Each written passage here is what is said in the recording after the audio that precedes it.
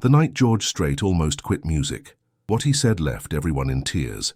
The rain hammered against the windshield of George Strait's 1976 Ford pickup truck as he sat in the gravel parking lot of Billy Bob's Corner Bar, staring at the neon beer sign flickering through the storm. October 23rd, 1981. A date that would forever be etched in his memory as the night everything almost ended before it truly began. Inside that dimly lit honky-tonk, somewhere between Pearsall and San Antonio, Texas, lay the remnants of what he had convinced himself would be his final performance.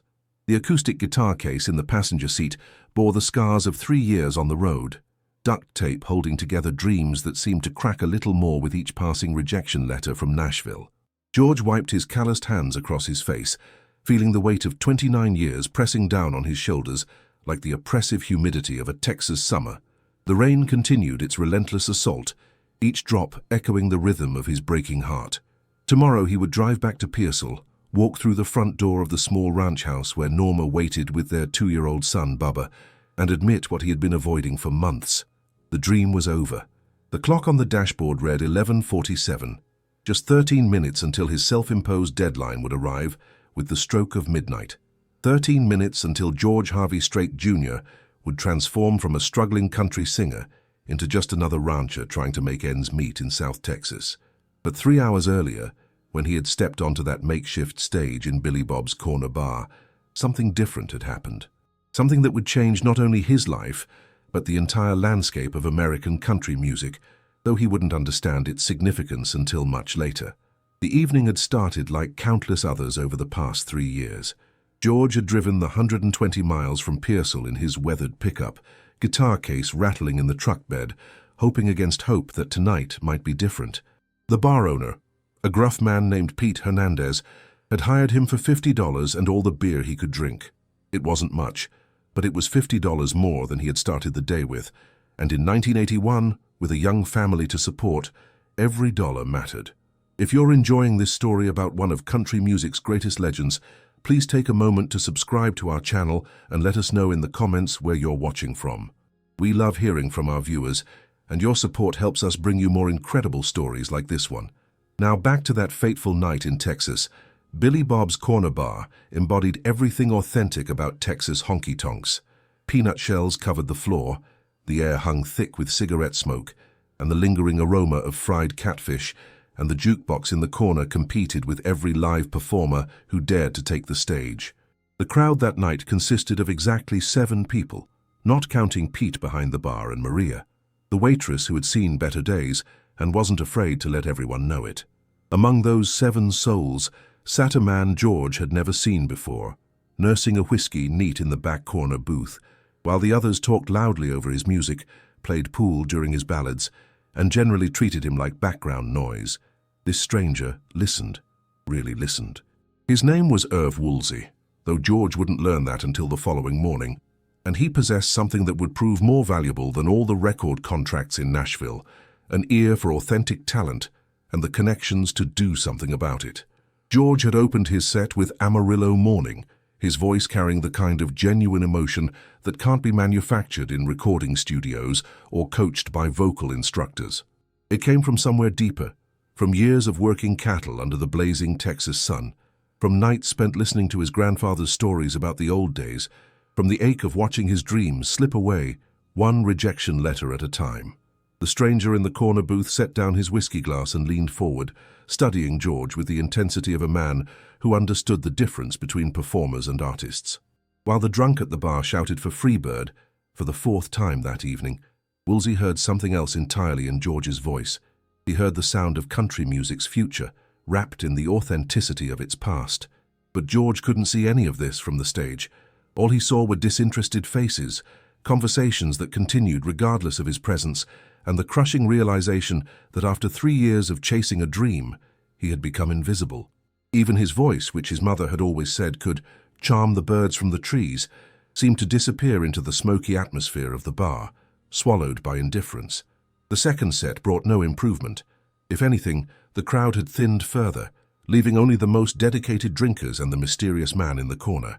George soldiered through Mama Tried, Tonight the Heartache's on Me, and a handful of original songs that would later become cornerstones of his legendary catalogue.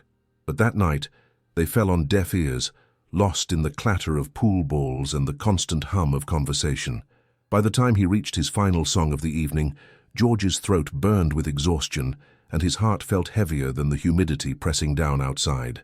He chose The Chair, a song he had co-written months earlier, pouring every ounce of remaining energy into what he believed would be his swan song to the music industry. As the last notes faded into the smoky air, the applause was sparse and obligatory. Pete nodded from behind the bar, counted out $50 in wrinkled bills, and that was it. No encore requests, no compliments on his performance, no record executives mysteriously appearing with contracts. Just the hollow echo of another dream deferred. George packed his guitar with methodical precision, each movement deliberate and final. The calluses on his fingertips, earned through countless hours of practice and performance, would soon soften from ranch work. The songs that had poured from his heart would fade into memory, replaced by the practical concerns of feeding cattle and mending fences. The stranger in the corner booth had vanished by the time George finished packing, leaving only an empty glass and a $20 tip for Maria. George would later learn that Irv Woolsey had tried to catch him before he left, but in his haste to escape the scene of his final defeat, George had already pushed through the front door into the October storm. Now, sitting in his truck as the rain continued its assault, George felt the full weight of failure settling over him like a heavy blanket. The radio crackled with static as he turned the key, and through the interference came the distinctive voice of Merle Haggard singing, "If We Make It Through December." The irony wasn't lost on him. Here was one of his heroes, a man who had faced his own struggles and emerged triumphant, while George sat defeated in a parking lot, ready to surrender. The dashboard clock showed 11:58, 2 minutes until his self-imposed deadline. 2 minutes until George Strait, the dreamer, would cease to exist, replaced by George Strait, the pragmatist. He reached for the gear shift, ready to drive away from the last 3 years of his life, when fate intervened in the most unexpected way. A pair of headlights cut through the rain, illuminating his truck. Another vehicle had pulled into the parking lot, and through the downpour, George could make out the silhouette of someone approaching his window. His heart hammered against his ribs as he rolled down the glass, unsure whether this was salvation or simply another disappointment in a night full of them. But sometimes, in the darkest moments of our lives, when we're ready to surrender everything we've ever wanted, the universe has other plans. The figure approaching through the rain moved with purpose, hunched against the storm but determined. George's hand instinctively moved to the door handle, ready to flee if necessary. 3 years of rejection had taught him to expect the worst, even from strangers in parking lots. But as the man drew closer, something about his demeanor suggested this wasn't a confrontation waiting to happen. "George Strait?" The voice carried a gravelly authority that cut through the sound of rain hammering against metal. The man was older, maybe 50, with silver hair plastered to his scalp and a weathered face that spoke of years in the music business. His eyes, even in the dim light from the neon signs, held an intensity that made George's stomach clench with nervous anticipation. "Depends who's asking," George replied, his voice hoarse from the night's performance and the emotion threatening to overwhelm him. The clock on his dashboard now read midnight. His deadline had passed, making this conversation feel like borrowed time. "Name's Irv Woolsey," the man said, extending a wet hand through the open window. "I was in the bar tonight, heard your set. Mind if I get out of this rain for a minute? I've got something to discuss with you." George's mind raced. He had never heard the name before, but something about the man's confidence, the way he carried himself despite being soaked to the bone, suggested this wasn't just another barroom encounter. Against every instinct telling him to drive away and end this chapter of his life, George unlocked the passenger door. Woolsey climbed in, shaking droplets from his jacket and running a hand through his wet hair. The cab of the truck suddenly felt smaller, charged with an energy George couldn't identify. The older man turned to face him, studying George's face in the intermittent light from passing cars on the highway. "You know, I've been in this business for 23 years, Woolsey began, his voice measured and thoughtful. "Started as a booking agent in '68, worked my way up to A&R at Capitol Records, then moved over to independent management. I've seen thousands of performers, kid, maybe tens of thousands. Most of them blur together after a while." George waited, unsure where this conversation was heading, but sensing something significant in the man's tone. Outside, the storm continued its assault, creating a cocoon of sound around the truck that made this moment feel suspended in time. But every once in a while, Woolsey continued, you hear something that stops you cold, something real, something that reminds you why you fell in love with music in the first place. He paused, letting the words settle between them. That happened tonight when I heard you sing. The words hit George like a physical blow. After 3 years of being told he was too traditional, too country, too authentic for modern radio, here was a stranger telling him exactly what he'd been desperate to hear. But experience had taught him to be cautious with hope. Look, Mr. Woolsey, I appreciate the kind words, but I've heard them before, usually right before someone tells me why I'm not quite right for their label, their management company, their vision of where country music is heading. George's voice carried the weariness of someone who had been disappointed too many times. Tonight was my last show. I made a promise to myself and my family that if I couldn't make something happen by the end of October, I'd hang it up and focus on ranching. Woolsey nodded, understanding flickering in his eyes. That deadline you set yourself? Smart move. A man needs to know when to fold his cards and when to double down, but here's the thing, George. I don't think your time is up. I think it's just beginning. The older man reached into his jacket pocket and pulled out a business card, slightly damp from the rain but still readable. I left Capital 6 months ago to open my own management and consulting firm. Small operation, but I've got contacts throughout Nashville. More importantly, I've got credibility with people who can make things happen. George took the card, his hands trembling slightly. The embossed lettering read, Irv Woolsey Management, Artist Development and Career Strategy. Below that, a Nashville address and phone number that looked more promising than any piece of paper he'd held in years.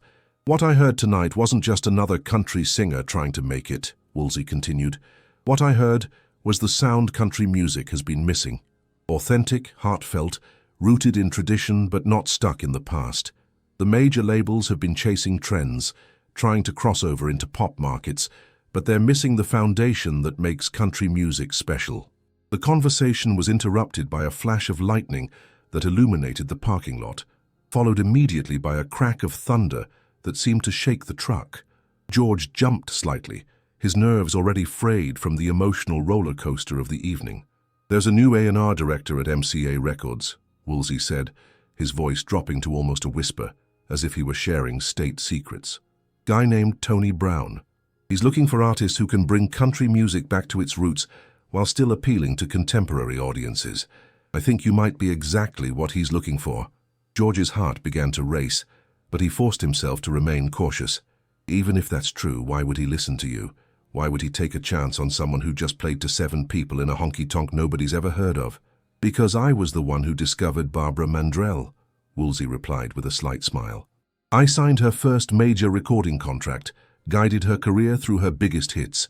Before I left Capitol, I had a hand in developing careers for artists who've sold millions of records. Tony Brown knows my track record, and more importantly, he trusts my judgment. The weight of this revelation settled over George like a heavy quilt. This wasn't just some music fan offering empty encouragement. This was a legitimate industry professional with a proven track record, sitting in his truck at midnight, talking about his future in terms that made his head spin. But here's the catch, Woolsey continued, and George's heart sank, waiting for the inevitable conditions that would make this opportunity impossible. Tony's only in town for 3 more days before he heads back to Los Angeles for a month-long series of meetings. If we're going to make this happen, it has to be fast. How fast? George asked, though he dreaded the answer. Tomorrow night. There's a small venue called the Broken Spoke in Austin, where Tony's going to check out another artist. If I can convince him to show up an hour early, you could open the show. 15 minutes, 4 songs, make or break time. The proposal hung in the air between them like smoke from the cigarettes burning in the ashtray on the dashboard. 15 minutes to undo 3 years of rejection. 4 songs to prove he belonged in the same conversation as his heroes. 1 night to determine whether George Strait would become a footnote in country music history or write his own chapter. I need to think about this, George said, his voice barely audible over the rain. I need to talk to my wife. She's been through this roller coaster with me, and she deserves to know what we're considering before I make any decisions. Woolsey nodded, understanding evident in his expression. Of course, but George, let me be clear about something. This isn't a guarantee of anything except an opportunity to be heard by someone who matters. No promises, no contracts tonight, just a chance to prove what I heard in that bar was real. The older man reached for the door handle, then paused and turned back. "I'll be honest with you. In my experience, talent like yours doesn't come around very often. But talent without opportunity is just frustration waiting to happen. Tomorrow night could be the bridge between where you are and where you deserve to be." With that, Irv Woolsey stepped back into the storm, leaving George alone with his racing thoughts and a business card that felt heavier than the guitar case in the passenger seat. The rain continued to fall, but somehow the sound had changed from ominous to cleansing, as if the storm were washing away the disappointment of the evening and preparing the ground for something new to grow. George sat in the truck for another 20 minutes, staring at the card and trying to process what had just happened. The logical part of his mind whispered warnings about getting his hopes up again, about the pain of another rejection, about the wisdom of walking away while he still had some dignity intact. But deeper than logic, in the part of his soul where music lived and dreams took root, something else was stirring.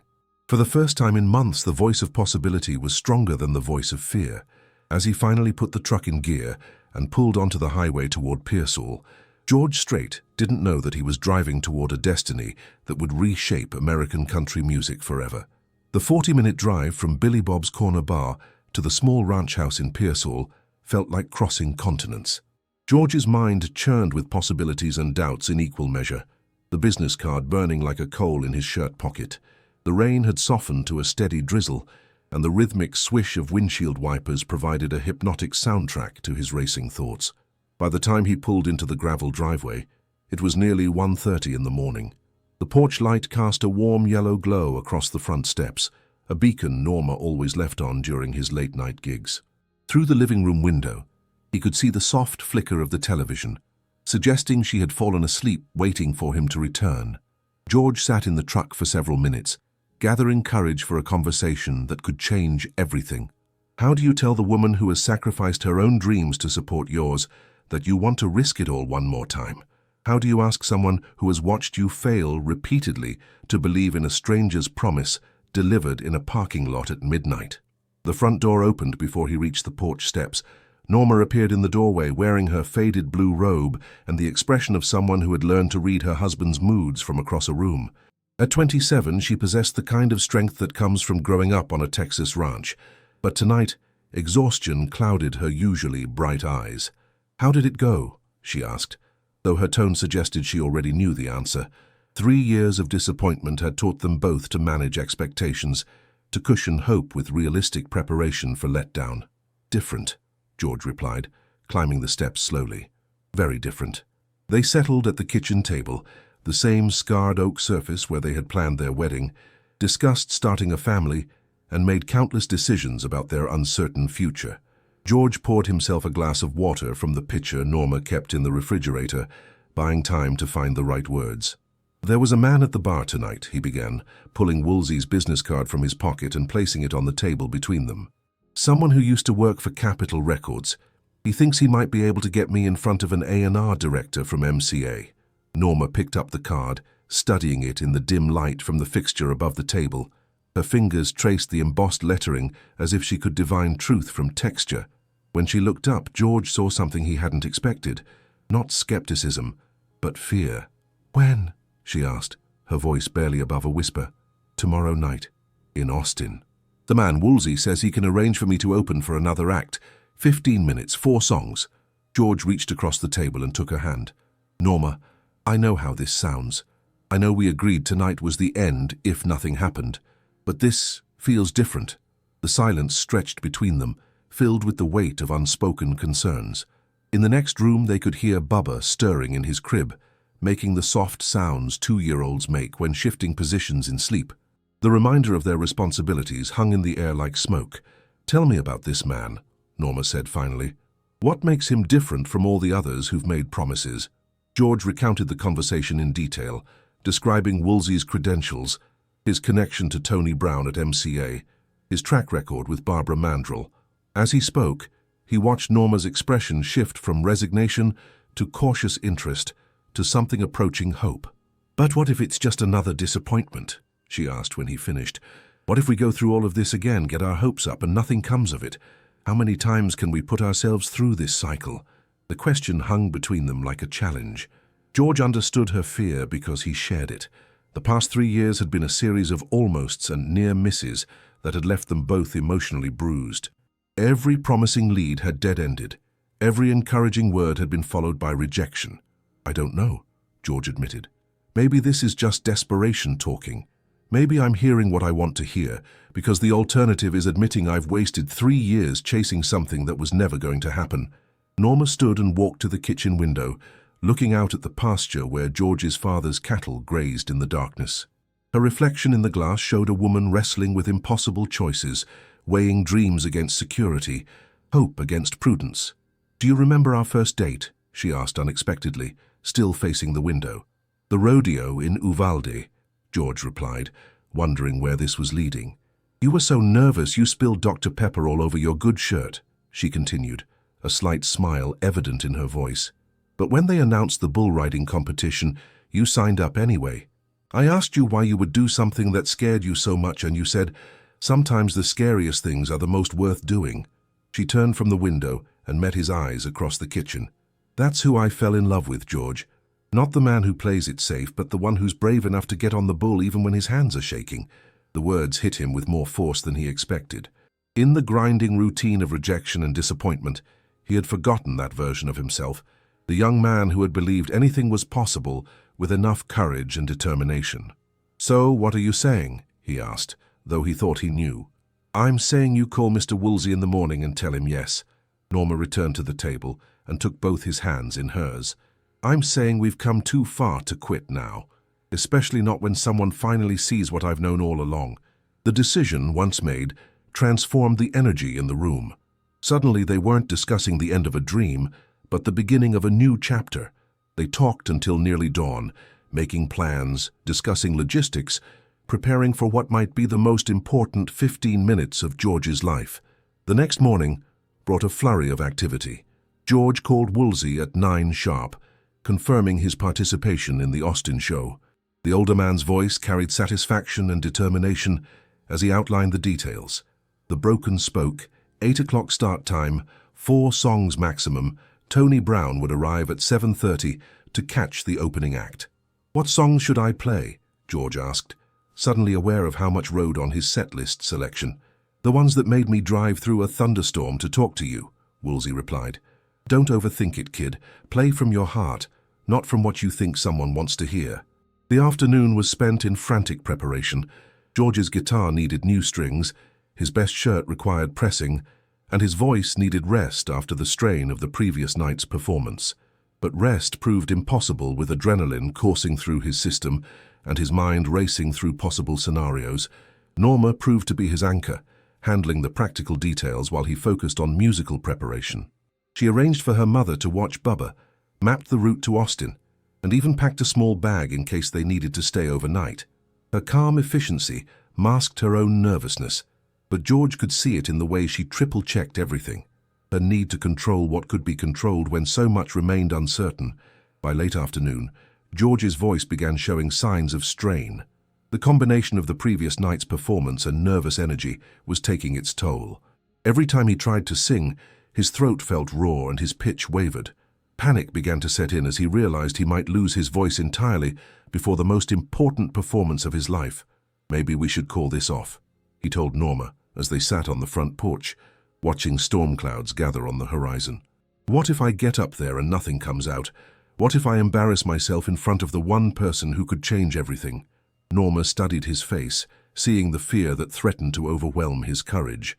"Do you remember what your grandmother used to say about storms?" George nodded. His grandmother had been a source of wisdom throughout his childhood, a woman who had survived the Depression and 2 wars without losing her faith in better days ahead. She used to say that storms don't come to destroy us. They come to test us, to see if we're strong enough for the rainbow that follows. Norma took his hand, her grip firm and reassuring. "This is your storm, George. The question is whether you're going to let it wash you away or stand strong until it passes." As if summoned by her words, the first drops of rain began to fall, pattering against the metal roof of the porch. But this time, instead of feeling like an omen of doom, the sound felt like a blessing, a cleansing of doubt and fear. The drive to Austin would begin in 2 hours, carrying with it the weight of dreams deferred and hopes renewed. George Strait had no way of knowing that this journey would be the first step toward becoming the undisputed king of country music, but somewhere in his heart, beneath the fear and uncertainty, a quiet confidence was beginning to grow. The 150 miles between Pearsall and Austin had never felt longer. George gripped the steering wheel of his pickup truck with white knuckles, his throat coated with honey and wrapped in a scarf, despite the October heat. Norma sat beside him in the passenger seat, occasionally reaching over to squeeze his shoulder when she noticed his jaw clenching with tension. They had left home at 4:30, allowing extra time in case of traffic or mechanical problems. The last thing George needed was to arrive late for the most important 15 minutes of his life. His guitar case lay secured in the truck bed, covered with a tarp to protect it from the light rain that had followed them since leaving Pearsall. "Remember what Dr. Martinez said," Norma reminded him as they passed through San Marcos. Earlier that afternoon, when George's voice had deteriorated to barely above a whisper, they had made an emergency visit to the local doctor. Dr. Martinez, who had treated George since childhood, had examined his throat and prescribed a steroid injection, along with strict instructions to speak as little as possible before the performance. "The voice will hold," the doctor had assured them, "but you get one shot at this.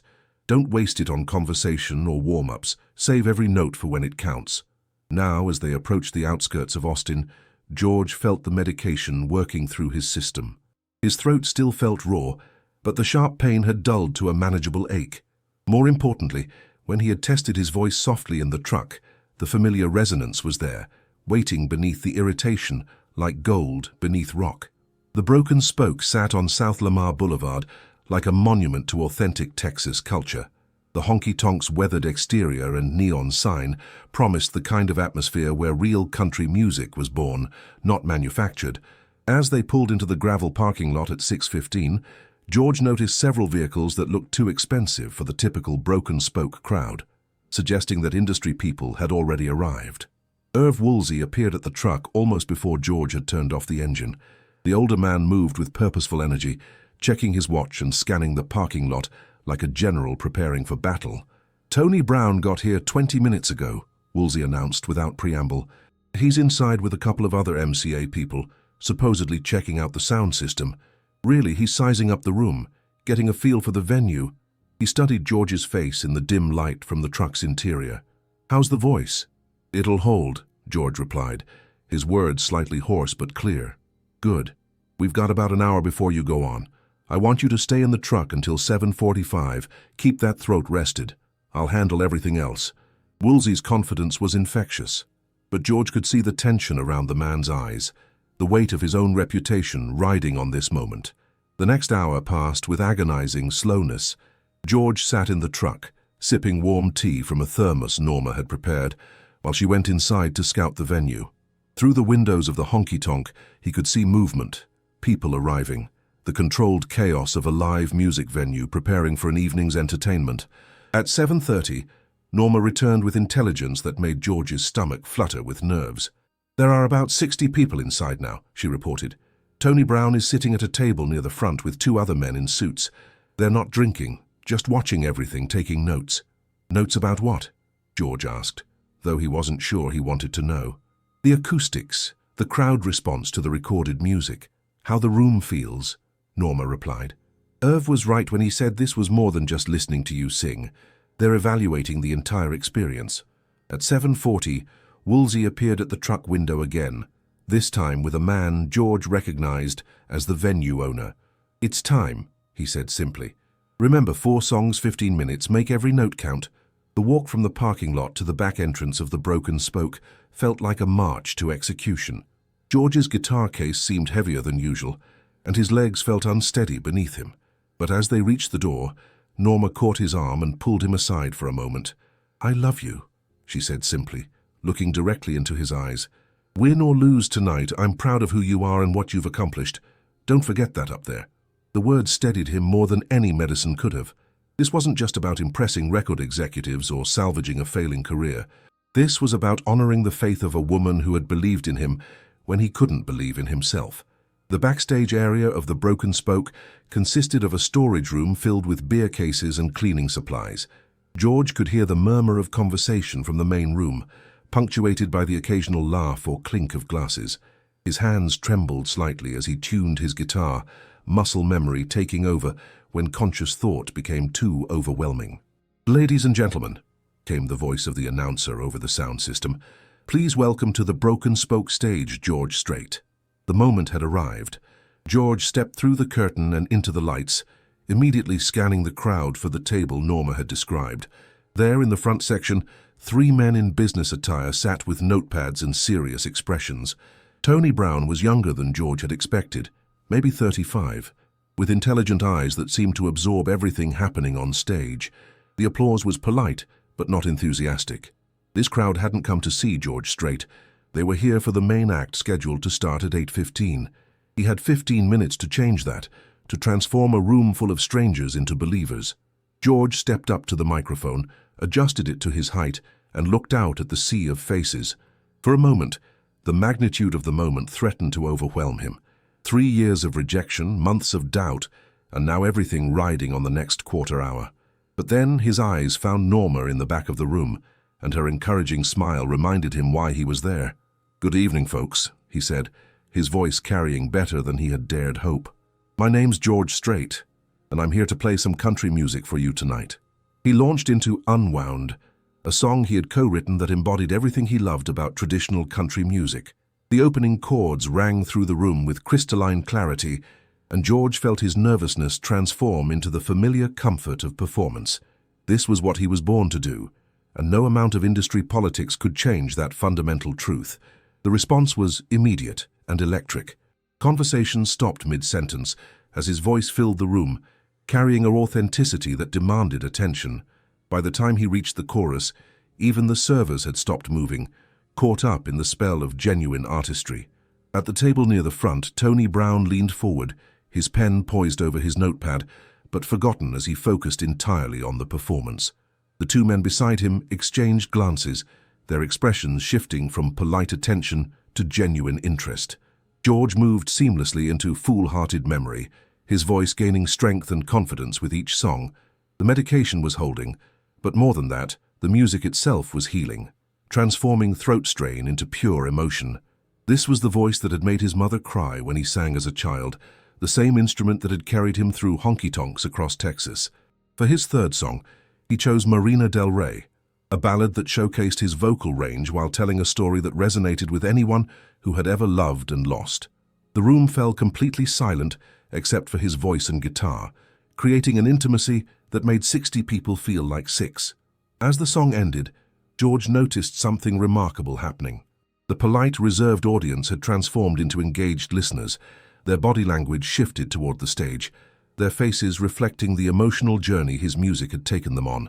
Even the MCA executives were nodding along, no longer observers, but participants in the experience. For his final song, George made a decision that would be debated for years afterward.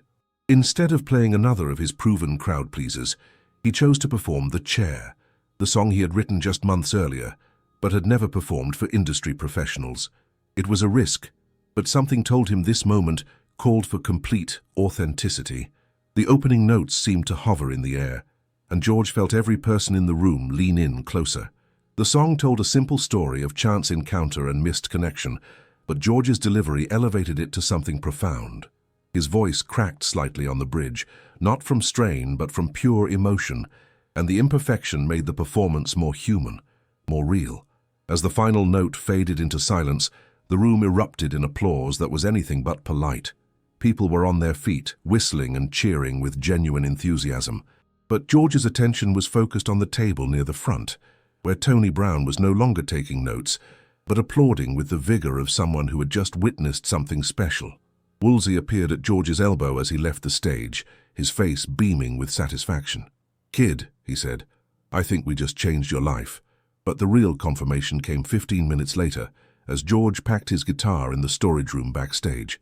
Tony Brown appeared in the doorway, no longer the reserved executive but a music lover who had just discovered treasure. "George Strait," Tony Brown said, extending his hand with the kind of firm grip that suggested serious business was about to be discussed. "I'm Tony Brown from MCA Records. I think we need to talk." The words George had dreamed of hearing for 3 years hung in the air of the cluttered storage room like music itself. He finished latching his guitar case with hands that trembled slightly. not from nerves now, but from the adrenaline of performance and the electricity of possibility. "Mr. Brown," George replied, his voice still hoarse but stronger than it had been in days. "I appreciate you coming out tonight." "Irv didn't oversell you," Brown continued, glancing around the storage room filled with beer cases and mop buckets. "In fact, I think he undersold you. What I heard out there tonight is exactly what country music needs right now." He paused, studying George's face with the intensity of someone making calculations that could affect millions of dollars. "How would you feel about coming to Nashville next week to talk about your future?" The question hit George like a lightning bolt. After years of rejection letters and unreturned phone calls, here was a major label executive offering exactly what he had been chasing. But experience had taught him to be cautious, to ask the hard questions before allowing hope to overwhelm judgment. "What kind of future are we talking about?" George asked.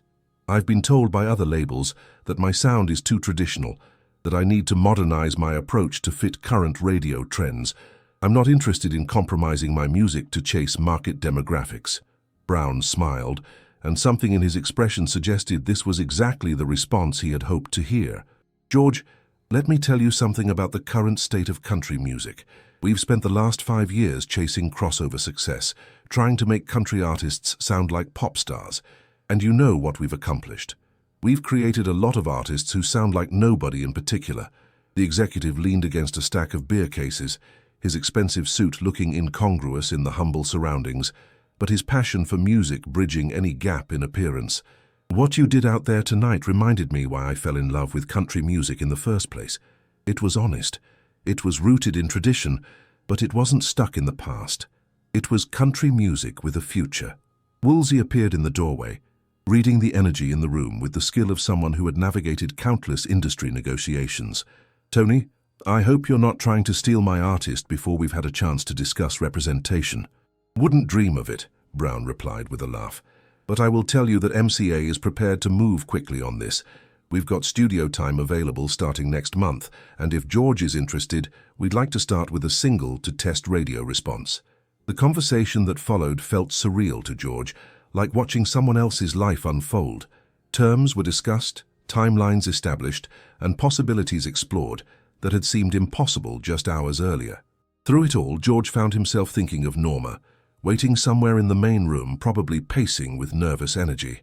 "I need to discuss this with my wife," George said finally.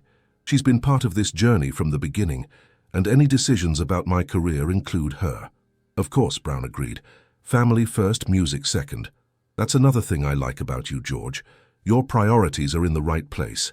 He pulled a business card from his jacket pocket, but this one felt different from all the others George had collected over the years. This one carried the weight of genuine opportunity. "Call me Monday morning. We'll set up a meeting in Nashville for later in the week." As Brown and his colleagues left the storage room, George remained behind for a moment, trying to process what had just occurred. 3 hours ago, he had been a struggling musician, playing to empty rooms and facing the end of his dreams. Now, he held a business card from MCA Records and an invitation to Nashville that could change everything. Woolsey clapped him on the shoulder, his face beaming with satisfaction. "Kid, I've been in this business for over 20 years, and I've never seen a reaction like that from Tony Brown. He's not easily impressed, and he doesn't make offers he's not prepared to follow through on." "What happens now?" George asked, still trying to believe this was real. "Now you go home, talk to your wife, and decide if you're ready to become a professional recording artist," Woolsey replied, "because that's what just happened here tonight. You didn't just get noticed, you got discovered." George found Norma in the main room, sitting at a small table with tears streaming down her cheeks. When she saw him approaching, she stood and rushed into his arms, not caring who might be watching this emotional reunion. "I heard them talking," she whispered against his shoulder. "The people at the table next to me were discussing your performance, saying they'd never heard anything like it. And then I saw that man in the suit go backstage, and I knew something big was happening." George told her everything, every word of the conversation with Tony Brown, every detail of the offer from MCA Records. As he spoke, he watched her face cycle through disbelief, excitement, and finally, a kind of profound relief that suggested she had been carrying the weight of his dreams as heavily as he had. "So, what do we do?" she asked when he finished. "We go to Nashville," George replied without hesitation. "We take this chance and see where it leads." The drive back to Pearsall felt completely different from the journey to Austin. Where the earlier trip had been fraught with tension and uncertainty, this return felt like a victory lap. They talked excitedly about the future, making plans and dreaming dreams that suddenly felt achievable. The meeting with Tony Brown in Nashville the following week exceeded even their elevated expectations. MCA Records offered George a recording contract that respected his traditional country sound, while providing the marketing and distribution support needed to reach a national audience. More importantly, they understood that his authenticity was his greatest asset, not something that needed to be polished away. The first single, Unwound, was recorded just 6 weeks after that night at the Broken Spoke. The song that had launched his comeback performance became his breakthrough hit, climbing to number 6 on the country charts and announcing the arrival of a major new talent. Radio programmers who had previously dismissed traditional country found themselves unable to ignore the response from listeners. But success brought its own challenges. The record label wanted to capitalize on the momentum with a full album. Concert bookings multiplied beyond what George had ever experienced, and suddenly he found himself at the center of a career that was accelerating faster than he could have imagined. Through it all, the lessons learned during those 3 years of struggle served him well. He never forgot the humility that came from playing to empty rooms, never lost sight of the importance of connecting with audiences on a human level, and never compromised the musical integrity that had attracted Tony Brown's attention in the first place. The album Strait was released 8 months after the Broken Spoke performance and established George as a major force in country music. Songs like The Chair and Marina Del Rey became classics, proving that traditional country could coexist with contemporary production values without losing its soul. Over the following decades, George Strait would become the most successful country artist in history, with 60 #1 singles and album sales exceeding 100 million copies worldwide. He would earn the title King of Country through consistent excellence and unwavering commitment to musical authenticity. But none of that future success would have been possible without the events of October 23rd and 24th, 1981, a night when a struggling musician almost gave up, only to discover that sometimes our darkest moments occur just before dawn breaks on our greatest triumphs. The rain that had seemed like an omen of failure became a symbol of cleansing and renewal. The empty honky-tonk that had felt like a tomb for his dreams became the birthplace of a legend. And the stranger in the parking lot, who saw potential where others saw only disappointment, became the catalyst for one of the most remarkable careers in American music history. George Strait never forgot that night, never forgot how close he came to walking away from everything that would define his life. In interviews years later, when he was established as country music royalty, he would often reference that October evening as proof that persistence and authenticity could triumph over industry trends and commercial pressures. The boy from Pearsall, Texas, who had almost hung up his guitar forever, became living proof that dreams deferred are not necessarily dreams denied. Sometimes they are simply dreams waiting for the right moment to flourish, for the right person to recognize their worth, for the right circumstances to align in perfect harmony. And on a rainy night in 1981, all those elements came together to create magic that would resonate through American music for generations to come. George Strait's near surrender became country music's greatest comeback story, a reminder that even kings must sometimes face their darkest hours before claiming their crowns.